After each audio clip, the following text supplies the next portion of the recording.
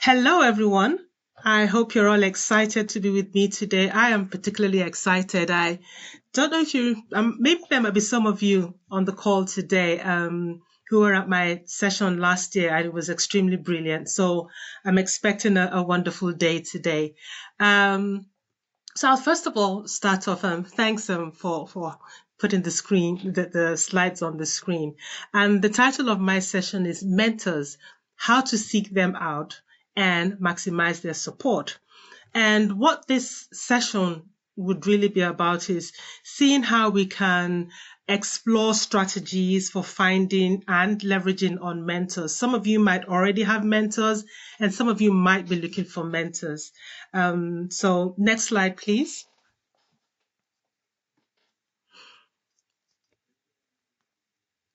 Okay, also, yeah. So the thread that's going to flow through our conversation today, and I call it a conversation because I'll be speaking to you, but I'm really excited and hoping that you'll be putting some comments, in the chat box as we go along. But we're looking for strategies for success, and strategies for success, first of all, have to come from within you. You have to be prepared to want success. You really need to be hungry for success. And so there are four key things. I've put them under in terms of headings. And the first one is identify your goals. What does it take for you to identify your goals? Why do you need to do that? What do you want to achieve? This is a question that you can ask yourself. Or what skills or knowledge are you seeking to develop? So most of us are working with the civil service or public servants. And if you're looking to move to the next grade, you would have identified the skill set that you require to enable you to achieve that next grade. We'll talk about that later on. The other pillar that I have is researching your options. So today there's a wide range of options available to us that we can explore online, face to face. Just find out what kind of professional networks are around and avail yourself to them, because most likely 8 times out of 10, you will find potential mentors there. And I say that because most people that attend these professional online networking groups have been mentored before and are really willing to want to give back. So that's a place that you could check out. Another place is to reach out strategically to somebody that you know. This is very important, especially in a workplace, if you've already got a pool of mentors, or if at work you have a program that's going on that enables you to find a mentor and reach out to them and begin to build up a relationship with them. So in that way, you probably need to craft a message to them, not too wordy, but a message saying you've probably admired how they do their work, or you've listened to them speak, or through a friend who they've mentored before, and you are excited that you'd like them to mentor you as well because XYZ, because you know they'll provide you probably a great insight into a particular area or a gap or a challenge that you're currently facing. So that's one tip. And then the fourth pillar is building rapport. That's extremely important because you'd need to engage with your mentor. Your mentor also would love to be challenged, constructively, positively challenged. And this is a place where you could do that. Ask insightful, thoughtful questions. And this to them would already demonstrate your commitment. So that's why I started by saying the strategies for success, there must be a hunger within you. Next slide, please. And so I told you about myself earlier in terms of my name. A lot of people call me Tokes for short, which I'm happy with as well. And I just felt it would be nice to give you a bit of information about myself. And you could also build on this in your own spaces, in your own worlds, when you begin to venture out and probably give talks, or when you're speaking to your mentor, looking for a potential mentor, just to give a brief insight into who you are. And so for me, I'm passionate about diversity and inclusion. I'm a firm advocate for that. And also cultural intelligence, which has been the bane of most of the things that I do in work and outside of work for quite a number of years. I'll describe myself as a transformational leader. I've got expertise and experience in information technology law, program and project management delivery, and also I love the sustainable development space. So before I moved into the project delivery world 100%, I was a solicitor. Before that, I began my legal career at Amazon.co.uk, and I worked as a solicitor and consultant across many sectors before transitioning fully into the program and project delivery world. And there's a ring to strategic leadership, which I embrace and embolden as I go along. I probably will talk about that, but that's something that I'm very passionate about. And I currently work at the Ministry of Justice. Also, outside of my work, I find a space to continue to engage with different people. We can call them stakeholders, but I do that because I feel that a lot of us have something to give back. And when you make time for others, time will be made for you. So I do that through a podcast that I host, and it's called Let's Act, Sustainably Developing Africa and Beyond. I bring people from all over the world to come and talk about the good things they've done, impacts they have made, or journeys they think they would like to make themselves and the world also a better place. So that's what I do. Next slide, please. You can also have a look at my website if you want to get some more insight into what I do. And I just felt that, to just give you a few pictures of things that I've done to bring some things into context. I would consider myself as somebody that has sheer resilience. I climbed the Great Wall of China. It was very cold. The steps were uneven. I had the opportunity to turn back, but I said, no, I want to get to the top of the Great Wall of China. And I did that, and it enabled me to meet new people. It enabled me to explore the culture through the lenses of just taking this step. So it's something that I'd also implore you to do. If you're at an interview thinking about the next grade, it would be nice to talk about something that you've done outside of work that could give them a better insight into the level of resilience that you would have, which can translate when you're working. Sometimes you have tight deadlines, and if you could do that outside of work, definitely you'd be able to do that whilst at work. I love building relationships. I love this platform, which is why I'm happy to be having this discussion with you today. And as a mentor, I offer guidance, support, and I always encourage others. I like playing things forward because I believe the universe is large enough for us to do that. And if I do that, it has a ripple effect. So that's one thing I love doing. And then collaborative teamwork. That's me there at the United Nations in New York, where I navigated various development and global challenges, sitting around the table, having discussions that can shape our world. So that's me in a nutshell. So feel free, take a screenshot if you want, but these are things that you can talk about when you're first meeting your mentor, and it will give him an insight into your strengths and your capabilities moving forward. Next slide, please. And so now we're going to delve into our session.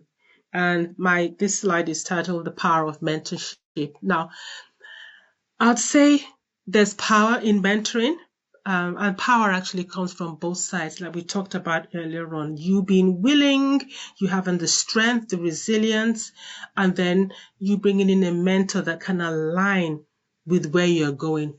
And I've got 4 pillars here. The first one is navigating challenges. There are quite a number of challenges that I have faced. And I know if I ask you, you have faced challenges as well. And I'm going to use this to see if some of you can just put in the chat box some of the challenges that you've faced at your work or even outside of work, and how that translates to probably wanting to get a mentor. If you could do that, that would be great, but I'll keep on talking. And so some of the challenges that are out there have identified the need for guidance and support. And that's why we're here today, finding the right person that you can speak to, finding the right level of guidance, and making sure that you're comfortable. There's some hurdles that you know about, and I always say, be true to yourself. You know those hurdles. Don't hide behind anything. If you want to move to the next grade, if you want to be better at what you're doing now, be extremely truthful to yourself, because that would enable you find the right mentor or go to the right mentoring sessions or networking opportunities out there. And then also achieving the goals. Make sure you know what your goal is and what you want to achieve, because that's going to give you some kind of a pathway towards achieving them. The other pillar I have is around career advancement. Again, career advancement it's almost like another level that you'd need to look at. And for that, certain doors need to be open. Certain opportunities need to avail themselves to you. Certain insights and connections are very important. And whilst I said avail themselves to you, there's also a place whereby you've got to open that door. There was somebody that once said, if you're not invited to the table, but you know you've got something to offer, get a chair and sit at the table. That's what we're talking about. So sometimes you make these opportunities work for you. You go look for them and make sure that you avail yourself to them. Then building confidence. When we talk about the power of mentorship, building of confidence is extremely important. And I know some people say, well, I'm not an extrovert and I'm an introvert. I don't like talking a lot. There's also space for that. But you have to know within yourself and boost that self-esteem and confidence, because being an introvert does not mean you don't have confidence. So don't make people think that that's a barrier for you. No, just believe in yourself that wherever you find yourself, intro or extrovert, whatever power that you have and whatever you've identified that you need to build that confidence, you set the tone for your day, set the tone for your development, set the tone for your growth. And the last one is about cultural intelligence. Cultural intelligence is extremely important these days. I know we talk about AI and some people have the notion that maybe it would affect jobs and all. But what is happening again is because of globalization, there's a move towards people from all backgrounds, cultures, work ethics as well, and that come together. And there's a need to understand what that means in our workplaces and understand the dynamics. How is that going to work? How can we support people that don't speak like us, that don't look like us? How do we bring them together as a team to enable us to work effectively? Next slide, please. And so this takes us to identify potential mentors. So, we've talked about the need for us to know where we want to go and find out how we're going to do that. But now, how do we identify a potential mentor? What do we do? We've touched on some of them before, but this is just for emphasis. And when I mentioned industry, say networking sessions, think about the ones that you know, or even platforms. So we have places like LinkedIn. A lot of people have met new people on LinkedIn, and that's helped them. A lot of people have found mentors on LinkedIn, which has been a boost for them. Also at work in our various organizations, sometimes we see invites, from our core departments inviting us for one training or one session or one workshop or the other. Go to those ones, build on that, get your continuous professional development under your belt. These things would also help. The other thing is how to leverage with them. Now, I know some people say, but I've sent so many messages and nobody's responding. How do I go about it? Sometimes we just have to be consistent. What happens most of the times is our potential mentors are extremely busy, their day job, and they probably are mentoring others too. So consistency still will pay off. Continue to reach out. Don't be despondent. Just continue to reach out. And also through colleagues at work. If somebody is saying, I've got a good mentor, this person helped me to do X, Y, Z, you could reach out to them and say, oh, do you mind sharing the details of your mentor? Or do you mind introducing me to them? Or if they are not available, can they introduce me to somebody else? It might sound simple, but the benefits are far outweigh that. So that's something that you could look into. Also online, just go online, whatever area you're interested in, do a search on that. Some names might come up, some networking events might come up on Eventbrite. avail yourself to one or two, and then you start building up your own network. And then that's under joining online communities as well, and then seeking for introductions. That's why that one is particularly interesting, is because you already have a link. There's already somebody that's introducing you to somebody that they know, so you could be the gatekeeper in that space. So there's LinkedIn that we talked about. That's one that you could use. And then from LinkedIn, there are other ones too that you can explore, ones that are tailored to your own industry. Next slide, please. Okay, so if we are looking at how to establish a meaningful mentor-mentee relationship, I've got 4 pillars here. And the first one is, the initial meeting that you have. That is extremely important. There have been instances where I've heard of people sending a beautiful email, wanting to have a mentor-mentee relationship, and on the day, they're not prepared. So they're being asked questions that will give a bit more insight into them about what they want to achieve, the timelines, and it's extremely casual. That doesn't really work in most cases. Your initial meeting should be one whereby you get to know each other, your goals and expectations. And also remember that some of the expectations that you have for your mentor might not be what that mentor has for you. So it's best to understand what works for both of you. The other one is clear communications and regular check-in. That's extremely important. Be open, be honest. Be comfortable, find a space whereby you are comfortable in sharing ideas. So some people have gone through quite a lot at work and not too sure if it's the best place to share deep thoughts. But once you have the confidentiality with your mentor and you've made it very clear that this remains between both of you, that will be honored. It should be honored. And that gives you that platform to be able to express yourself clearly and get the right level of mentorship.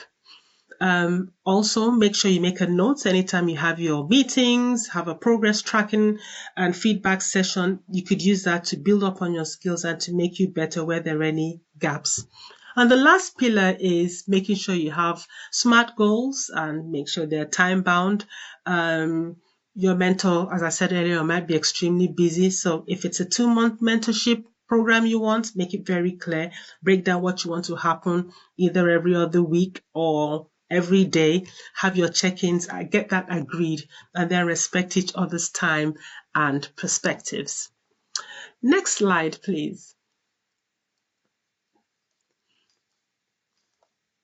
Okay, so now I've been talking and I'd love to get your input. I think there's something in the Q&A. Let me have a look. Okay, Alba. I'll just take this and then we'll go into the next session. So, Alba, okay, speaking with confidence as a non-British speaker to improve my visibility, including social media and support, fantastic in navigating opportunities, promotion pathways, that's fantastic. But I've been finding it difficult to find a mentor so far. Okay.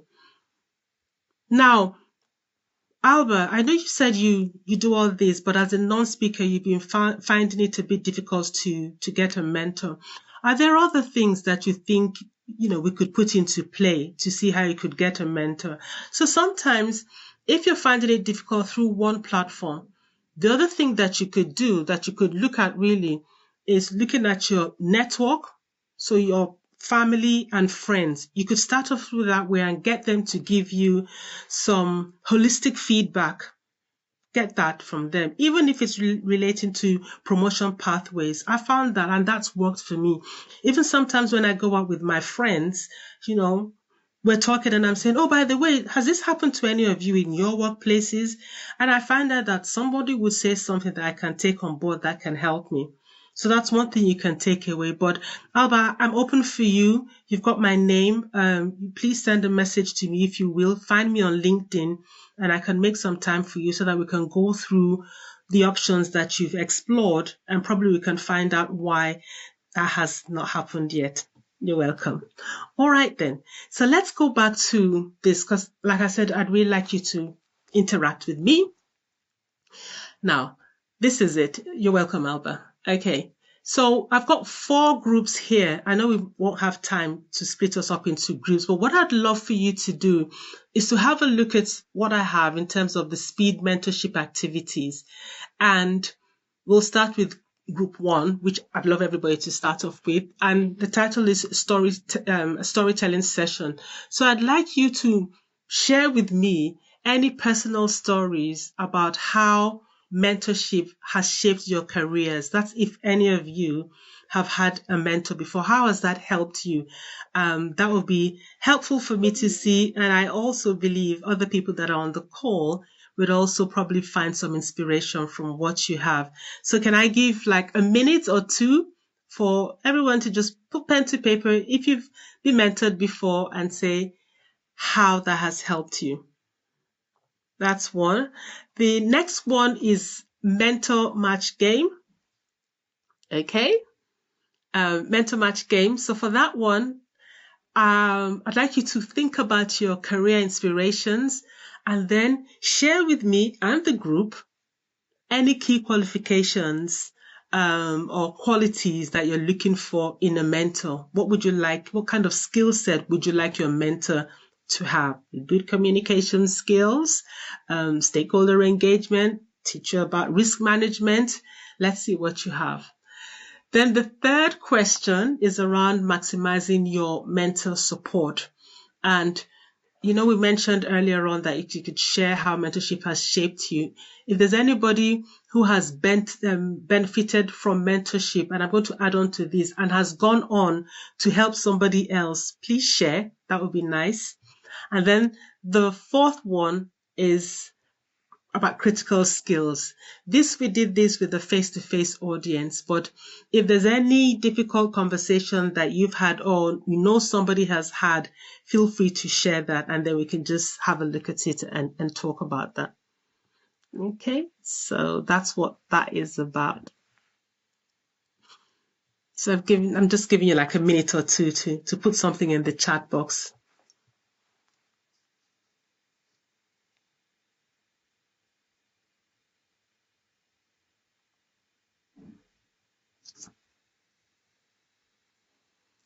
Okay, Titilayo. Okay, I've seen something from Titilayo. Okay, Titilayo, how are you? Having a mentor in the past has helped me with my career progression in terms of promotion as they offer the expertise and experience of navigation. That's really good. Navigation is very important, and I'm happy you mentioned this, Titilayo, because sometimes, especially when you're looking for promotion, there's just so many things come at you. People are sharing some of their experiences, but you don't know which ones to home in on for your career path. So that's a good one. I like that. Yeah. Thank you for sharing. Anything else? Anyone wants to share any other benefits or anything that they've experienced in their space? And whilst you're doing that, we could move on to the next slide, Henry. Thank you. Okay. So whilst people are looking into that, I think it's best for us also to look at like a case study. Oh, somebody's got, okay. I've got something here from Anonymous. Let me accept. Okay. So Anonymous, thank you. And this person says, my mentor had great patience. Ooh, that's a key strength. Although I hadn't progressed whilst under their mentorship that was due to mental health, their patience supported me into being patient with myself. And then I went on to getting a promotion when I was ready. I love this too. And what I love about this is how you brought out this, I'll call it a skill set because not everybody has it. That patience. Because sometimes we all understand things at different times. But if you find somebody who understands you and aligns to where you're going, it really does help. And so that patience has made, should I say, it's easier for both of you, really, for that person to understand what you want and for you to understand where they're taking you to. And I know you mentioned due to mental health, and I hope you're okay now. But the support, as you said now, has now enabled you at the right time to get the promotion when you were ready. So that's good. Patience means the person is not forcing you, even though they believe in you and you believe in yourself that you're ready for that next promotion. But if the time is not right, that person has given you the space to apply for the job just when you're ready. So that's a good one. I appreciate you sending that in. Thank you. Happy to read out any more and for us to just have a readout and a little deep dive into it and see how that can apply to other people in their various working lives. All right then. So whilst people are still writing their own take, I want to share what happened in my space and to share how I've helped somebody. So this was someone that reached out to me. The person actually worked with me for a while, and this was in the public sector. And there's some challenges and successes that we all go through. And so this person was a band C, a support staff, and wanted to progress to the next grade higher, which in my space is called the band B. That's a full project manager, from support to being a project manager. And because I'd seen the depth of their work, I knew that they were ready, and this person also believed that they were ready. But there were some essential skills that I identified because of my closeness with this person, that I identified that they could build on in order to begin to move to that next grade in terms of looking for applications, completing applications, and going for interviews. And the three essential skills I pulled out. The first one was around effective communication, which I felt was extremely important. It wasn't only a trait that this person needed, but also for the band B role, you needed to be able to communicate effectively with different stakeholders at different times, doing delivery at pace, setting up workshops, setting up health check groups. This was extremely important. So I navigated them there. Also, problem solving and critical thinking was extremely important, only because when you move from support work to project delivery work, you're expected to come against problems, and you have to critically think about how you can overcome or work through those problems. And it's not just that level of critical thinking, it's also being able to express yourself in such a way that senior leadership can understand how critical this issue is and understand the mitigation that you want to put in place. And you can get them to either sign up for it or for them to kind of steer you in another direction and what they think is strategically important for your project. So that was one area that we touched. And the last area was leadership and team collaboration. Again, moving from support work to being a program or project manager, there's a need to be able to lead, visible leadership, and that's not just being in a team, but also being visible to a wider audience where people can almost vouch and say, oh yes, I saw that person speaking there, or that person did XYZ. And also to be very clear on the outcome of what has happened as a result of them doing XYZ. Probably you got 10 more staff on board and the project improved within 6 months instead of 1 year. You see, so it's all those kind of outputs and outcomes and outputs that you be placing against themselves to make sure that you're very clear on what leadership really means to you. And team collaboration. You can't be a leader without working with a team. So there's a need to be able to carry everyone on board. So that was that. And then we moved on to opportunities came for promotion. I made sure that he gained valuable project delivery skills, and these skills allowed him to apply to be TRA'd. That's like a temporary kind of promotion in our space. You'll be on it for a year, and then you apply to become substantive. But he managed to get that, which was really good. And before then, he'd been trying, was unsuccessful at some interviews, and he'd come back to me and we'd do some brainstorming. So it didn't happen overnight. But when he finally got this TRA and then got interviews and then got his role as substantive based on these traits and other traits, and mentoring, he was extremely ecstatic, and I was happy for him. But what I want to point out here is that he didn't get the job at the MOJ. He had to look outwards. And so what I want to pull out here is that sometimes you may be in a place whereby you feel you're ready for promotion and you know you're ready for promotion there, but it might not be in that space. Sometimes you might have to be, remember when we talked about being resilient, being knowing that you need to be somewhere, sometimes you might have to take that step and look outwards in order to get to where you want to get to. So in terms of boosting his confidence, remember we talked about being confident earlier on. I helped him to navigate the various complexities that were in the public sector, which I'm sure all of you know about. His confidence was ace, he was successful at his interviews, and he became a substantive grade B, which is a project manager. And my encouragement and guidance helped him to move on. But he also put in the hard work. So that's very important. And I felt it was nice to share a real life experience with you and see how sometimes tables can be turned to the positive in the face of things not really happening the way you wanted them to be, but being persistent and being full of tenacity would really help. Okay. So that was what happened in that space. So let's see if I've got anything else in my box. Okay, and Alba, I'm reading something from you. You said you talked about having excellent networks and opening doors. Yeah, that's good. Yeah, thank you very much. All right then. So next slide, please.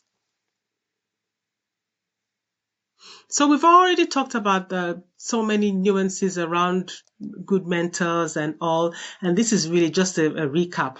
We've already identified we need an experienced mentor, somebody that can really give us valuable insights and practical advice, and also know us to a certain degree. You know, the person that talked about having somebody that's patient, knowing us and knowing our boundaries.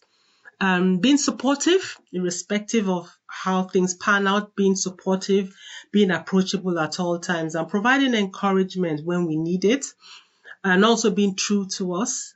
And then the other traits of a good mentor is having a good understanding of their field. They need to be strong. So if you're looking for promotion in, let's say you're an engineer, so make sure that, and you need promotion in that area, you're not changing jobs. It'd be nice to have a mentor in that space because that person has some level of understanding in that field that they could share with you and help you, especially when you're looking at various industry trends that keep on changing.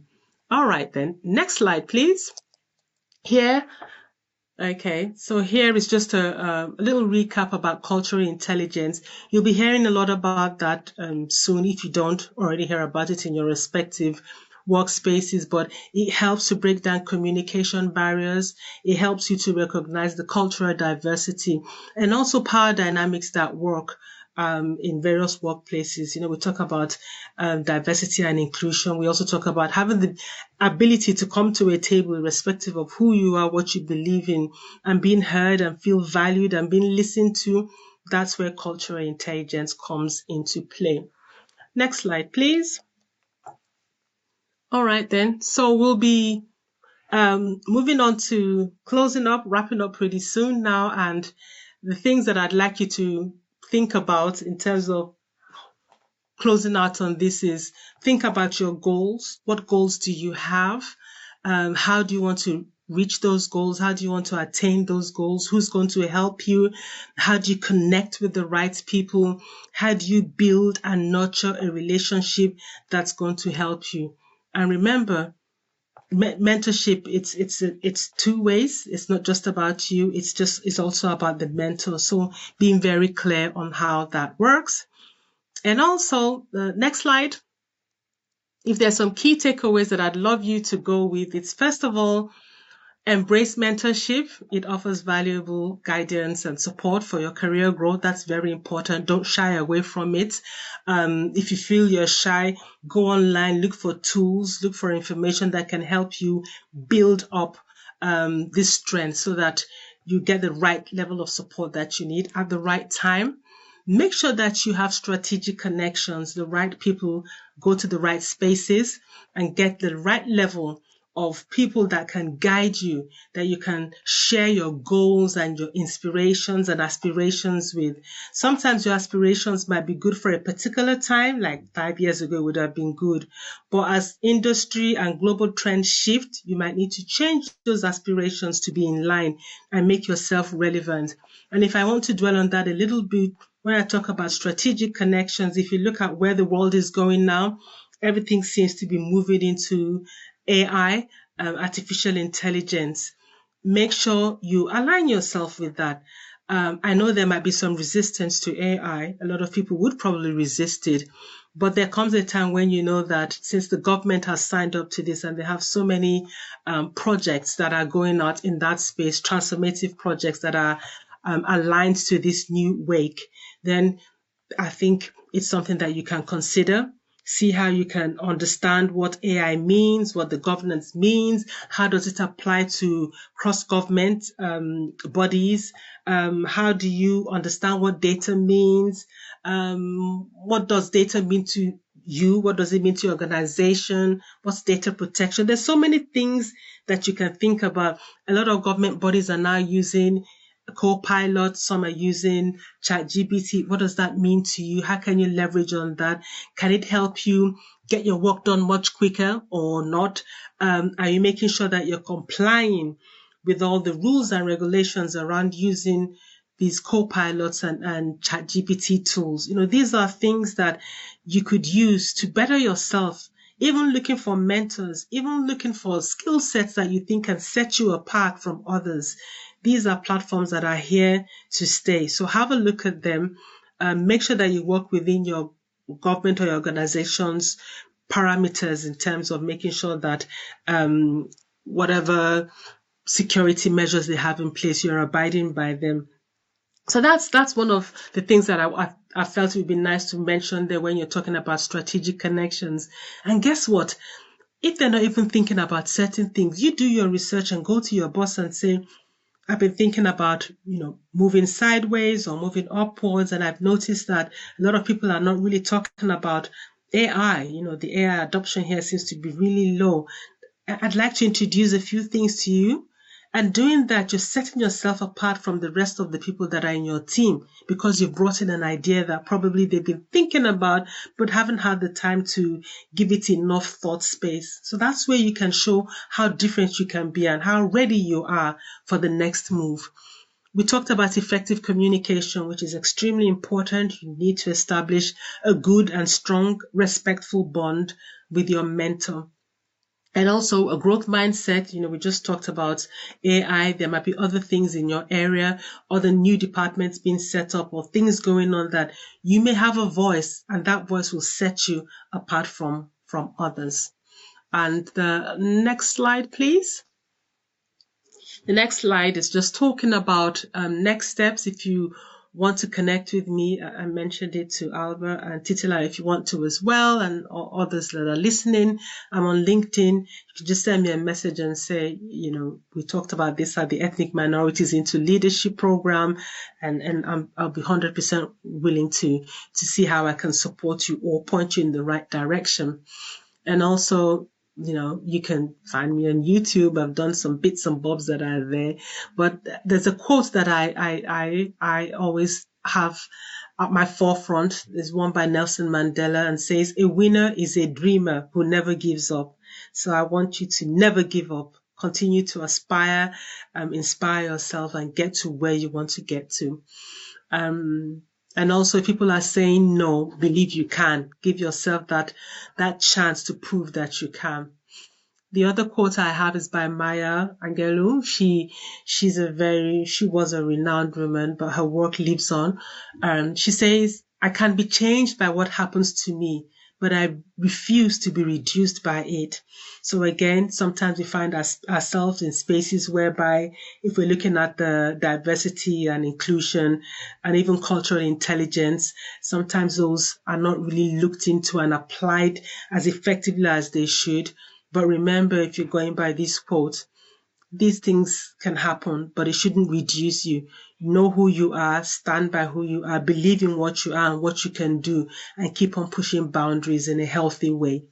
And then the last one is my quote, and I always say, identify the purpose of your life and live it to the fullest. Once you know what it is that you want, either at your workplace or as a passion, just keep on working to it and live your life to the fullest. Sometimes your passion can open doors for you in your professional work. So make sure that whatever passion that you have, you build on that as well and see how that can set you apart. So that's it for me. If you want to listen to any of my podcast reels, it's there on Spotify. Just you put my name in Spotify, it will come up, or you look for Let's Act, Sustainably Developing Africa and Beyond, and just listen to a few things there. There are also words from mentors and coaches that you could listen to that can probably help you wherever you think it may. So that's me done. If you have any questions, please do ask your questions. I'm happy to take them. You've still got some more time, so if there's anything you want to ask me, feel free.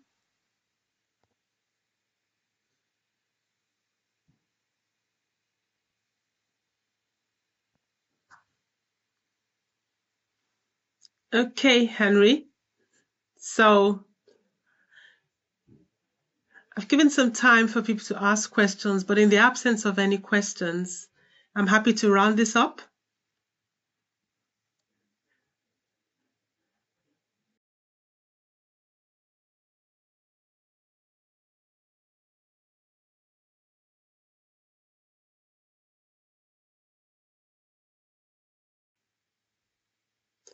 All right then. Thank you, Uyo. Thanks for that. Um, thanks, Josh. Great. Thanks, Gail. I'm glad you enjoyed it. Thank you very much. Thanks for your claps. That's really here. And I know this will definitely be helpful. So do reach out to me. Thank you.